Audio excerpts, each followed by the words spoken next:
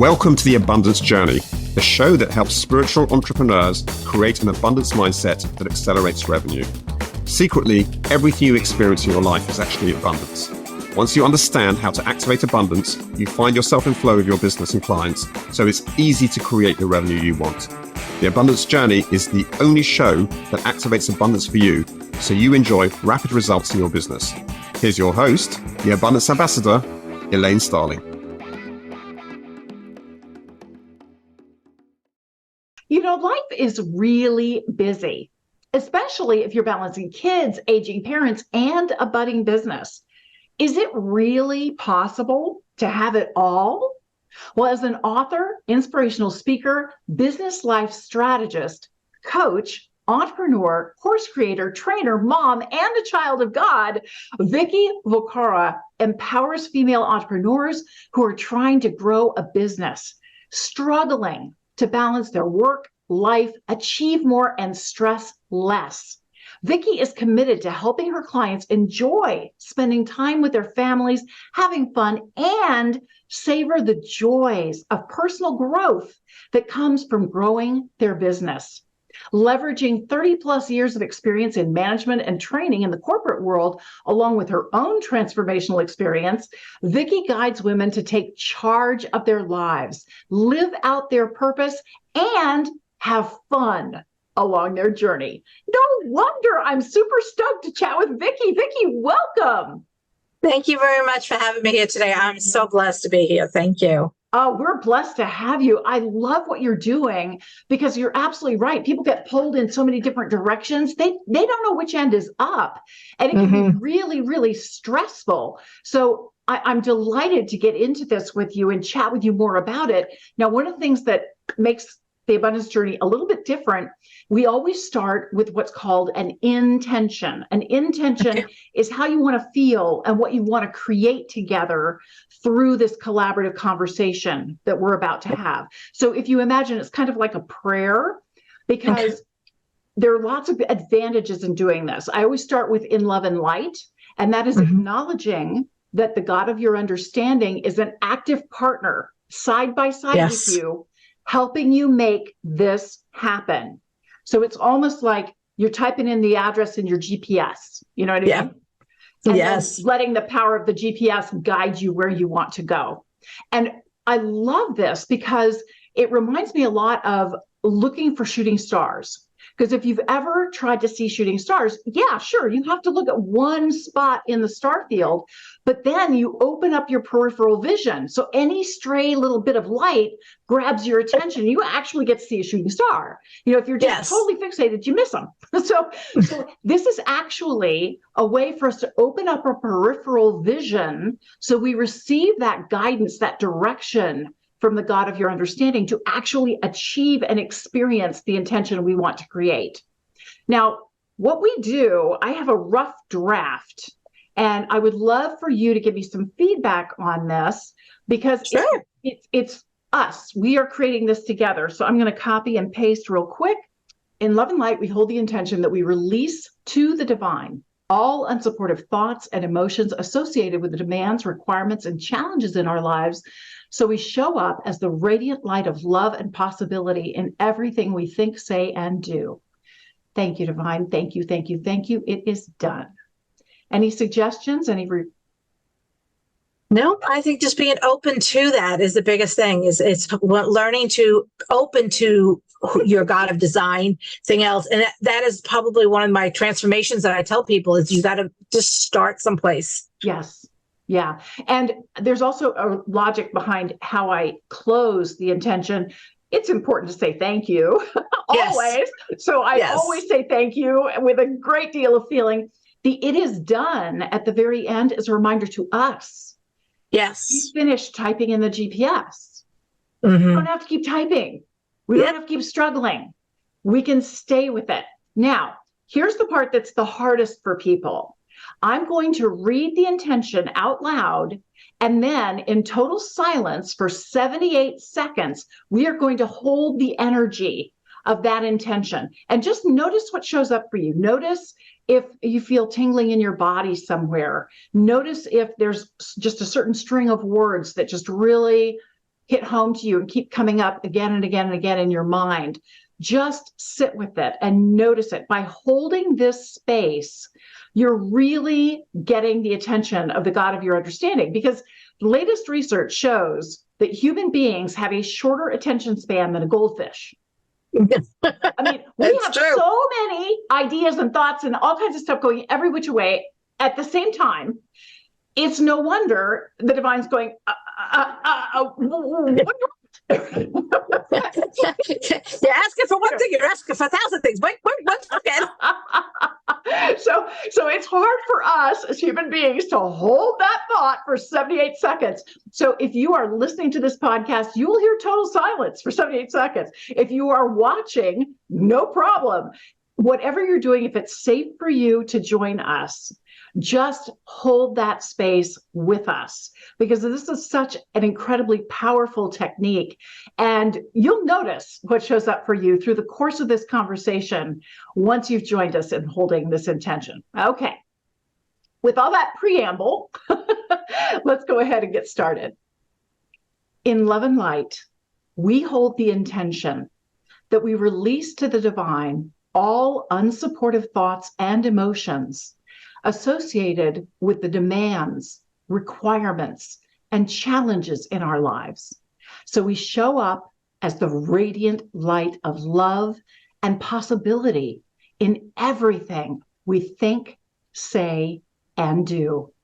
Thank you, divine. Thank you, thank you, thank you. It is done.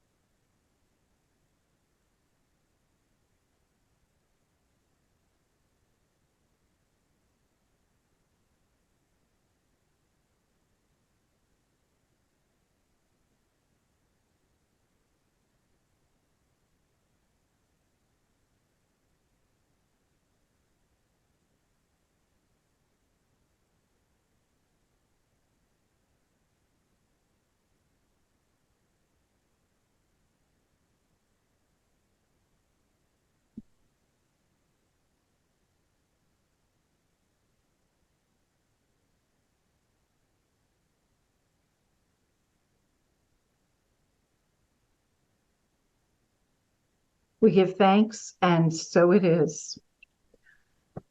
Wow. That was really powerful. To actually just stop and try not to think of anything and just to focus it takes time and struggle to do that, and to learn when your mind goes somewhere else to bring it back into center again.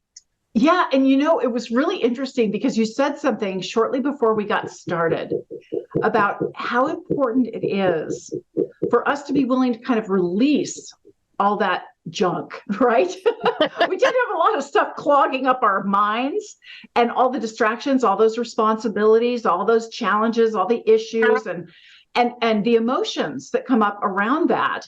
And you said it's so important to understand that we need to just let that part go and then listen, tune in, because we're so distracted with the doingness that we forget about the beingness and how much power there is and how we're just being. It's to stop and just to wait for the response, but you got to stop and listen for it, type of an idea of what to do. And sometimes we just, like you said, jump to the next thing and forget about savoring what we are having and how grateful we should be for what we do have, instead of worrying about the next all of a sudden. Oh, that is so beautiful. Vicki, I would love to find out kind of what got you started doing what you're doing right now, because it's so important. There's so many people who are struggling with things like this, and they need that support. They need that guidance. Why are you so passionate about this? A lot of it has to do, and I appreciate that my own journey. And most of us, it is. The thing else is when you have to go through it. To me, I think to be able to be a good coach or be a big thing else, to know what people are actually going through. I can't coach on something I've never done or never experienced, not at least as good or to me as authentic to it. So for me, a lot of it was in just my transformation. I basically started back around 2015 when I found my God thing else and found that I could love myself, that I didn't. And I went through that. I'd always put myself down, didn't feel worthy. And till I started to realize of what I'm worth, I couldn't give it out to somebody else if I wanted to start doing coaching and stuff like that. So I went through that own transformation. I went through a health transformation and I lost a lot of weight. I then started working on myself for anything else. I was then also in that time period for at least 2 years, a full-time caregiver for my mother, who is now passed on it. But with that, and I really believe if I didn't go through those things that I went through first and have the shift of the mindset of being so negative to positive, I wouldn't have been able to take care of her because she had that negative, because she had Alzheimer's and was legally blind. So I had to have the strength and the positivity for both of us. And I worked a full-time job. And I'm a mom and, thing else to it. I have 4 dogs, that's the thing else. So everybody was in this house at one time. But it is those kind of things. And trying to then realize there's got to be more that I'm designed for than my job. My job and I still have it. It's till I can build this business enough to completely stand on its own. But my job, like I said, it's been a blessing, but it's not what's inside of me. And that's what I felt what a lot of us do. We are stuck with what we've told we have to do, that 9 to 5, where we should be, and that's it, and not pursue what really we want. Mm-hmm. So that is where I kind of started really into the coaching of it, a thing for it, because back in my retail, I did a lot of training and coaching. I put together a lot of manual type of stuff and checklist and all of those things. And I enjoyed all that because I loved having those tools to give somebody to say, here's an easier way to do your job on it on a day in and day out basis. Because I remember back in retail, we had like big SOP manuals. And it's like, okay, I need to know what I'm doing every day. That's my good resource to go back to. But what is my job every day? At one point, I was training like 20 new managers coming in. And I was like, I have to keep this organized. I made up manuals type of an idea for they could take back to their stores to be able to do their day in and day out job. And I found as a coach, people could learn the bigger things, but unless you know the action steps to take every day or how to organize those action steps, you don't have the achievement, for it. So that was kind of where I started. And when I started as an entrepreneur, I found there wasn't too many coaches for the beginning people to give us those type of tools and learn how to work on ourselves a little first. Oh, yeah. Most of the coaches were, if you're a 6-7 figure coach, and those are great coaches when you're at that level. But I found when you're at a beginning level, there wasn't that many people to help you first learn who you are and then learn how to use that in your life and in your business with your family as well. You've made so many brilliant points. It's hard to know which ones to highlight, really, but I'm taking a few quick notes because you said so many brilliant things, and I think it's really important. Most of us don't love ourselves. Most of us are totally focused on all the things we think we coulda, woulda, shoulda done better, no matter what the situation is. Mm-hmm. And you're so right. Being willing to be comfortable with who you are and as you are is beautiful. That's exactly where you need to start. You need to fill yourself up and be so kind and loving and compassionate with yourself that you're happy with who you are, and that overflows, and you are a magnet to everybody else. It's not an egocentric thing. It's not I'm the best thing since sliced bread. No. It's a comfort level with yourself, and being able to laugh off your faults. It was really funny just this last weekend. I have to tell you this because it's orthogonal, but it's related. So we were shopping in this little town near us, and my husband saw this little dish towel with a saying on it. And as soon as he read it to me, I laughed so hard, I had to go buy the towel. So the towel says, not to brag or anything, but I finished this 14-day diet in 3 hours and 38 minutes. You kind of missed the point here, just a tad. And, and it's so funny because we will get fixated on something and we think, okay, this is how to do it. I'm just going to power through. And no matter what, I'm not going to stop. But being able to step back and have that bigger picture, it's really hard to, especially when you're starting out and you don't know what you don't know, right? Yeah, and that's what it is. Give you that objective perspective. That is just invaluable. Yeah. Yeah. And it is, because you don't know the difference to it. And it is a point of and it's not that you're going to master it. It's going to come up, those self-doubts again. But the thing is if you learn the tools of how to recognize them and don't go down a spiral and call them out, you can move forward. Yes, that is absolutely true. And one of the things that I learned, I know you don't know a ton about me, Vicki, but I was blessed to have a stroke.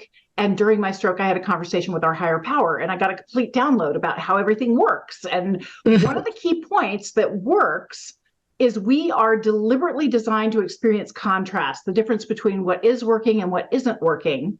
And whatever comes up in between that is designed to inspire us to move into love and be more loving for ourselves and for others. And we don't always do that, but that's part of the process, as part of the journey. So when the stuff hits the fan, instead of thinking, oh no, I want everybody to think, oh, cool. That means I've graduated to a higher level of spiritual connection. I'm more in tune with the divine. I've been coming from my higher self on a more regular basis. So they had to up the ante. They had to get me back into this space of discomfort to see if I'm still committed to coming from my higher self and still committed to listening. I like that. Yeah, that's definitely a way of thinking. I like that, the thought of it, because it's the challenge that you keep going and we keep wanting, but you sometimes got to realize the challenge. You got to start over to start a new challenge. You do. And it's important to acknowledge how you feel. I could go on with you on this forever, but technically this is called the abundance journey. And most people are going to look at this and go, yeah, but she's a business success coach. What does that have to do with abundance? Given the work that you do with your clients, they're really after this work-life balance. How are you defining abundance for your clients? Well, to me, abundance is not, people say physical or money is what they always think of abundance. To me, abundance is your life filled. Are you doing what you want to do? Are you enjoying your life? Do you have the abundance of that, and realizing the power that could have? Because when you said you're filled up, and yes, finances and money is a great thing. If you utilize it correctly, that's a good abundance. But abundance is not a physical thing to me. Abundance is just the way you feel, that you feel full of joy. Yeah. You feel that abundance of whatever that may be for you, for it. And to me, abundance is also, I guess, what you leave on it. That, are you leaving a legacy? Are you leaving a thing? And to kind of off to it is, I don't know if you've ever heard of the poem The Dash. Oh, a long time ago. Could you share it with me? Yeah, it's just the highlight of it is, what the dash between the day you're born and the day you die. What does that dash stand for? And we had read that at my mother's funeral, which, like I said, is just over 2 years ago now, just about a week ago, it's 2 years. And it was the point of, what did your dash mean? Who did you impact? What did you leave behind? What did you teach people? What abundance did you give of yourself? And what people remember you for? And since that, and then my aunt had died a year later from her, and a lot of our matriarchs are passed, in our family, it's mostly now starting going back down to the next generation, which is me and my sisters and my cousins. And it's the point of what are we leaving and teaching our kids and what abundancy we're going to leave them. And same as to me, legacy doesn't mean money. It means what have you passed down on it. So that is so beautiful, and really helping people understand how to cope, how to handle, because things come up that you could never expect, you could never anticipate. The stuff is going to hit the fan. That's pretty much a guarantee. And it will always surprise you in the unusual ways that it decides to show up. And it's about how you approach it, how you process it, how you take that energy that's hitting you in the face and put it behind your back so it gives you wings and pushes you forward and gives you strength. That makes all the difference in the world. And it is, and it's all the mind, like you said, how you work with my coaches, but you, I'm sure, work with your people, is changing that mind of I could have went, woe is me, instead of, okay, look at what I've done or what I can do or what, type of thing. So it's what I try to, like you said, how to work that in your coaching is to try to let them realize that they have a chance to change whatever they don't like. It's not over. It's not over till it's over. And then still then. And it's still not over. Well, and it's still not over then, but I do have another question for you, because obviously there are certain symptoms that people are experiencing before they start working with you. What are kind of the classic things that you're seeing people are dealing with, struggling with, suffering from before they start working with you? Most of what it is, I think, is especially when you're talking about beginning entrepreneurs, it's that self-doubt, that limited belief and self-doubt that they can do this. And the problem is especially as entrepreneurs, most of your family and friends don't understand. So you feel like you're on an island all by yourself. And while you're trying to do all this stuff, you're feeling like a failure because you got no one to encourage you or give you guidance to it, because they don't understand to be able to say what you're doing. They just think you're nuts. You need your 9-to-5 job with that type of thing. So I think that, when you're at that point that there's something more you're supposed to be doing, and even if it's not, another job, if it's writing a book or whatever it may be, but you feel there's something more in you, you want to be an artist on it, but you don't know where to go with it because you're being held back from everything you've been brought up with, I guess is pretty much with it. It's not that it's bad. It's just not the path you really want to go on anymore. You realize your path needs to change and you're not sure how to do it. So that's where I think, as me as an entry coach, is to help you figure out that direction on which area of your life, I do a life assessment balance of the 7 key areas, which area you need to focus on. And if it is your career, then let's go there. If it might be finances, it might be family that's holding you, so those are the kind of things when you feel inside of you that what you want to do is what you want to do, but you don't know how to start and do it, and no one else understands it.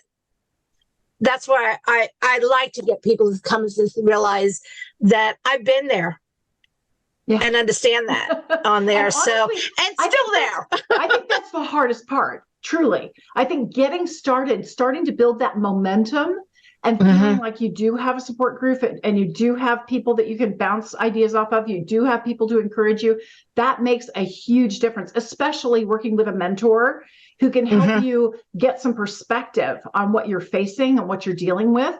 Because we are a communal species. We work a whole lot better when we feel like we've got friends and allies going with us on the same journey. But your journey, your growth is different from other people. And when you feel excitement about something new, like you're writing a book or you're starting a new entrepreneurial business or whatever it is, that fire inside you, that delight, that excitement, fill yourself up with that.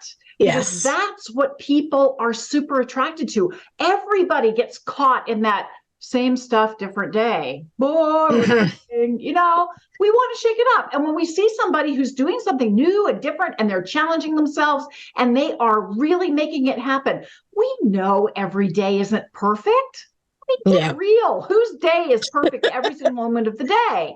No. But that you are able to deal with the challenges that come up and find a way to handle them and maintain that sense of gratitude and excitement for what's coming up in your life. Oh my gosh, you're magnetic. Yeah. Yeah, thank you. Yeah, and it is. Like I said, I'm still on this journey, and I'll always be, because of, like you said, is when I hit one plateau, there's a new plateau I want to work to. So it's a new journey, and the journey is the fun part. It's not getting to a destination. The journey is what you should be enjoying. Absolutely. Because there's never an end destination. So, like we said, there's always more. There is always more. You will always have. And as humans, we want more. We do. As humans, we want more. Besides love, we want more. We want to be able to do things and strive for things on there. It's what makes us us. So, Vicki, you mentioned that you had a similar transformation. So, obviously, one of the things that I've experienced is we often want something in our world, our circumstances to change. And I found that something inside me has to change first before I get this external shift in my world. What have you noticed needs to change for your clients internally before they overcome their problems? I think a lot of it is almost kind of what we talked a little before, is though that inner self-love. Because if you're going to have people come to you and help them in whatever service it may be, you got to be somebody to attract them, but you can't have a wall up on it that you're repelling them thing else. So I think that what they need to realize is, and the thing is, they have it in them, they just don't know it. You know, same as myself. Like I said, my first words always out of my mouth was I put myself down, because it was my mechanism so that I took power over somebody else saying something on it. And I've always been overweight my whole life. So it's always been that struggle of not fitting in and not be, the stigmatism and the thoughts that go with it on there. So when you can take that power back without knocking yourself down is the biggest, I think, thing on it. And it's not something that it's going to happen overnight. Yeah. It's a process. And that's the biggest thing. But if you have faith, and you believe in yourself, you believe in your higher power, that with the work and with the guidance of a mentor and him, you can make it a type of an idea. But it is, like you said, I think for them, it's to realize that when they tap into themselves, they'll be surprised how much they have. And my biggest thing, I think, is sometimes we forget about what we've done and how far we've come. We only see how far we want to go. Yes. Yeah. That was when I was losing all my weight. They would say, you think else, because I originally lost like 150 pounds. And they were saying, you look so great. I'm like, I still saw the same image till they showed me a photo, till I actually saw how far I've come. Yeah. So I think we forget about how far we come and only see where we want to go and feel like a failure. Yeah. Yeah. And it's so important to look at progress. It really makes a massive difference. But I want to go back to something that you said, because you really sparked something that I remember from Brene Brown. And she is really an expert at what are the emotions that come up for people and what are we doing in our lives. And she said, everybody wants one key thing above all else. They want to feel a close, intimate, personal relationship with one other person, a physical person, and you should also have one with the God of your understanding, for sure. But they really, really, really crave that kind of close relationship with another person. The thing they fear the most, they do not want to be vulnerable. They never let them see you sweat, never admit that there's a problem, never show, you have to deny. But unfortunately, and ironically, the only way you can have that deep, intimate, personal relationship is if you are willing to be open and vulnerable. And that's hard. That interesting. Yeah. Yeah. And that's hard. Even with that deep, that's hard because, like you said, it's always that protection, that little armor that you put up to it. But till you break it down and realize to let it in is to let it out. Absolutely. Vulnerability is actually your greatest strength. And that doesn't mean that you're a victim and you're crying on everybody's shoulder and, oh, woe is me. No, no, no. Key people that you can be open with, who can give you objective perspective when you are ready to take action. This is not just the woe is me hour. This is the, I'm serious about making this business thrive, and I'm running into this roadblock. I need an objective perspective. May I share with you? That kind of vulnerability. Yeah. Yeah. That makes all the difference in the world. It really does. Well, Vicki, we started to talk a little bit about progress. And I think that is one of the biggest challenges. You're absolutely right. Everybody would love to have that magic wand and, hey, poof, now everything I want is perfect exactly the way I want it. Yeah. Because they think that that's really the goal. The goal is the journey. The goal is that transformation you experience and the growth you experience and the love you create. Oh, yeah. So it is. You've got a specific process that you use with your people. Could you share one or two little baby steps that you get people to focus on so that they know they're making progress? Yeah, and I think the thing I like to try to start with them on is to realize when they take those small little action steps each day, and it doesn't have to be major, that they add up. If you take in our thing that how we work on our coaching is if you take 3 action steps a day, that's over 1,000 action steps a year. So and if you take those action steps when you've set those clear goals and what clear action steps you want to take, and then break them down to daily little actions, you'll be surprised how much more you can achieve.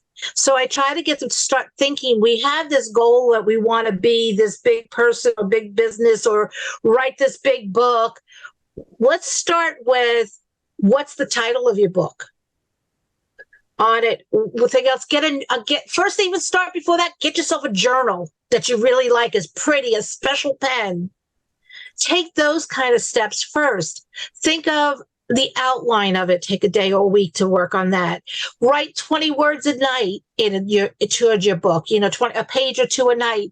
Breaking them down into the small steps so that you have the small wins to keep pushing you forward. Yeah. Because if you put that I'm going to write a book and that's your goal, it's going to take you forever to check that goal off. It really may take you a month, 3 months, whatever. So you feel like you're a failure till you can check that goal off. But if you break it down to smaller things, you're achieving things and you're giving yourself that pat on the back. And that, in just humanology of science, it brings out endorphins and things. And I don't know all the terminology. Sorry on that. But I know what it makes you feel. That's all that counts. That is not my forte. No, it's all about how you feel. It really is. And I love what you're saying about the baby steps and the consistent action every day. And one of the things that I always encourage my clients to do is something that I call celebrate in advance. So, for example, one of the things that I will do when I'm journaling in the morning is sometimes I'll say, I'd really like to hear from 2 mentors today. And it would just be really helpful to get feedback from 2 mentors today, or guidance or ideas, inspiration. So I'll be in the grocery store. There are total strangers in front of me. I have no idea who they are. And they're having a conversation. I have no idea what they're talking about. But something they say just sparks an idea in me, and they were my mentors for the day. And it's only because I celebrate in advance and I let the divine know this is what I'm looking for, just like setting my intention. Yes. Bring in the guidance. And sometimes it'll be a random book that pops up, or somebody recommends something to me. These things are flowing our way, but often we have such tunnel vision, we just don't notice all the opportunities and blessings that are coming in. Yeah. And I'm sure you know Mel Robbins. Oh, yes. Yes. Okay. The thing I don't know if she says about finding hearts. Anything else? And I did that the one time, and when I was walking around the block, I saw like so many little rocks in the street that look like hearts. Yeah. And it is, like I said, it's that thing of when you bring your mind into what you want, of focusing it does. But it's, like I said, I'm hoping everyone realizes everything we're saying is not going to happen overnight. The changing of your mindsets to do it. But if you don't start, you're never going to be anywhere different than you are. Absolutely. And it builds faster than you anticipate. Because as you start doing these baby steps and you see the progress that you're making and you acknowledge and appreciate yourself for taking action towards your dreams, it builds your self-confidence. It builds your self-esteem. It builds your self-love. People notice because you're doing your little things. You're encouraging other people to do their little things, and you celebrate each other back and forth. And all of a sudden you've got this support group, and you're being an incredible role model for your kids, for your neighbors, for your family, for your friends. And it just builds so much more quickly than you could ever imagine, but you have to get started. Yeah, absolutely. And it is, and it's those, some people say, well, it's just buying a pen. But you have to do something, for it. It's, if you don't start taking those smaller steps, but it's going to add up, anything else to it. But, you could either do nothing and it adds up to 0, or you could do something and it adds up to 5 steps by the end of the week, of you're closer than you were before. And it is, you then can celebrate what I did do of it, then I didn't do nothing. Exactly. And I also find that the emotions that are associated with it make a big difference too. If I go into it and I'm buying a pen that I just love, I love the texture, I love the way it feels in my hand, I love the way the ink, I like the color of the ink, just the ease and the flow, and I can focus on that. That lifts my energy. When I approach things with gratitude and celebration, all of a sudden, because that's truly what we're doing with these little action steps, is we're getting that energy going of excitement, enthusiasm, passion, resilience. And that only happens when we are willing to take those actions, and don't do it like, oh, seriously, I have to go buy a stupid pen. Really? Yeah. That will not get you where you want to go. Ever. No. Well, Vicki, you very generously offered a beautiful free gift to help us get where we want to go. Could you tell us a little bit about that? Sure. It's on my BCAP system is what I call it. It's putting on your business cap. Is the kind of thing for it. And it's basically on how to take all that chaos that's in your head, put it down on paper, organize it, set the action steps, and set your plans for the week on it, in the day, in the month, and going from there. Because we try to, as women mostly, but we try to balance all these things going in our head, and we don't know where we're going first. And when you learn to just take it all out of your head and put it down, and there's a big thing, I'm sure you've all heard, paper to pen is a lot more than typing. It works a lot more of those chemical things going on in your body for it. But when you write it down in there and get it all out, you just realize how much weight you took off your body on there. And then you got to, okay, now I did that. You got to do something with it, though. You can't just say, okay, it's all on the paper, it's going to happen by itself. You got to figure out what. I did a post today on my Facebook page about productivity and to-do list. To-do lists are all those things you have to get done, doctor's appointments, this, that, or whatever. Your productivity or your action steps are working towards those goals and dreams you have. Yeah. So it's learning to balance your time and your day between them both, but making sure your action steps are done no matter what. You can always put the load of laundry off till tomorrow on it, but you can't put your dream off anymore. No, you have to make your dreams a priority. You have to make yourself a priority. That is so important. Thank you so much for that. And I know people are going to want to download your ebook. I'll make sure that the link is in the show notes, so it's really easy for everybody to get. So one of the things that we do here that's a little unique, we always turn the tables on our guests, because we know that when we give is when we receive the most. So Vicki, what can we do to support you?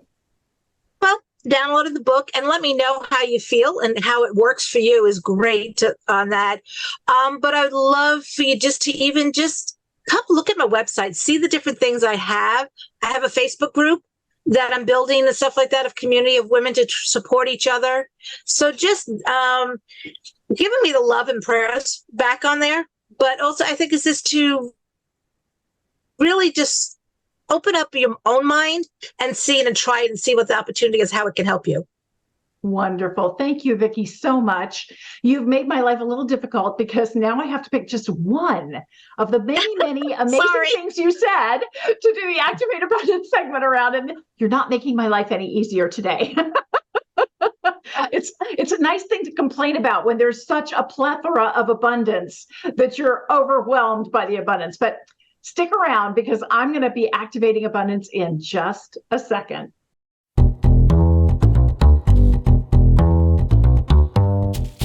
So are you ready to activate abundance in every single area of your life? Well, you can get in flow with your business and your clients. It's as easy as you can imagine to create the kind of revenue you really want in your business.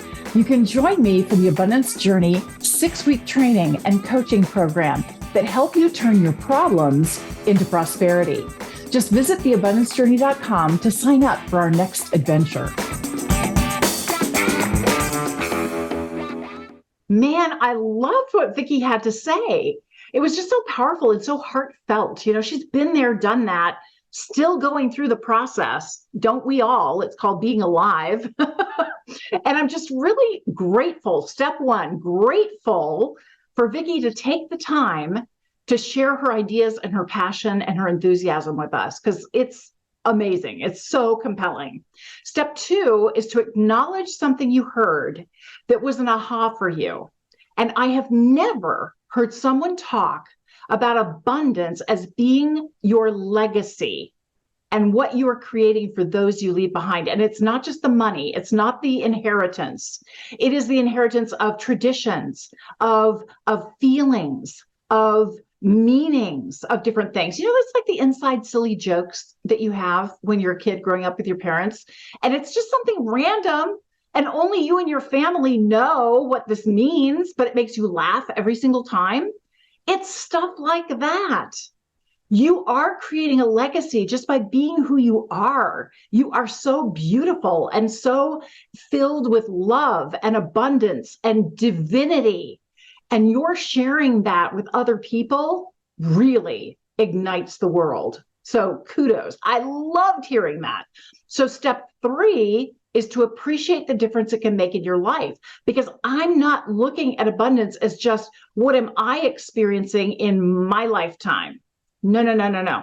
I'm looking at abundance as what are all of us experiencing in our lifetimes, and what is the legacy we are gifting to the world that goes beyond ourselves. And thanks to the internet, you know, people will be able to watch the Abundance Journey for years and years and years, long after I'm gone, if they choose to. So how cool is that, that we can get Vicki's ideas and insights and blessings for years to come? So that's step three, is to appreciate the difference it can make in your life, because I'm playing a bigger game now, right? Having that perspective shift, that abundance is actually the legacy you leave behind, it changes everything for me. So step four is to activate abundance. We've got three different options. The first one is to take out a calendar and actually write down when you're going to do something. The second one is to maybe create a physical trigger, a reminder. Maybe you cross your fingers or you tug on your ear, and it reminds you to show up in a certain way. The third option is to make a declaration. And what I'm going to do, I have certain documents that I like to review every morning when I sit for guidance and I do my journaling. And the key thing for me is abundance is a legacy. That phrase, abundance is a legacy, is something that's going to live with me. It's going to be a call out that I use in my public speaking. It's going to be a foundational message that I share with people. Abundance is your legacy. And it's your legacy of emotion and the way you think about the world and the way you interact with the world and the way you support other people. It's about who you're being. It's not about the stuff you leave behind. It's the emotion that you empower in everyone around you. Man, so powerful. Step five, celebrate your progress. Oh my gosh. I mean, I've been all about abundance for years, and this is the very first time someone has said abundance is the legacy you leave behind. It's in who you're being. The first time. I am blown away. And I really want to celebrate this because it adds a whole different layer to the concept of abundance and what is possible and what we can all enjoy and savor and experience throughout our lives. Thank you, Divine. How can it get even better than this? Oh, thank you so much for joining me today. I will see you next time for The Abundance Journey. You've been listening to The Abundance Journey Show with Elaine Starling. Visit theabundancejourney.com/podcast gifts to access today's gift, as well as gifts from our other guests. Tune in every week to activate abundance in your life and business. If something resonated with you, please share it with your friends so they can benefit too. Keep activating abundance, and we'll see you in the next episode.